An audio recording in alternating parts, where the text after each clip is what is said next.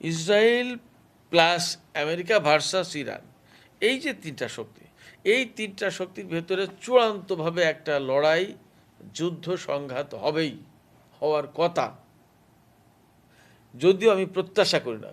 এবং আমি বলি যে আমার এই যে বক্তব্য, আমার এই যে বিশ্লেষণ, আমার এই যে ধারণা, এটা মিথ্যা হোক।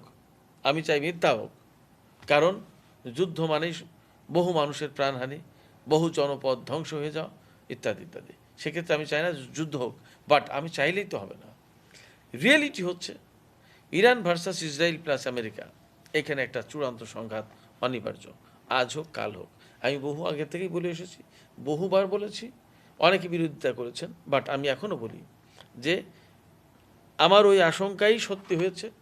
ইরান ভার্সাস ইসরায়েল লড়াই হয়েছে, যুদ্ধ হয়েছে, এবং তাতে আমেরিকা জড়িয়ে গেছে। সেক্ষেত্রে Iran versus Israel plus America, এই যে দুটো দুটো ফ্রন্ট, এই দুটো ফ্রন্টের ভেতরে সংঘাত কিন্তু হয়েছে, সংঘাতের সূচনা হয়েছে। এর মানে হচ্ছে এই সংঘাত চূড়ান্ত পরিণতি লাভ করবে।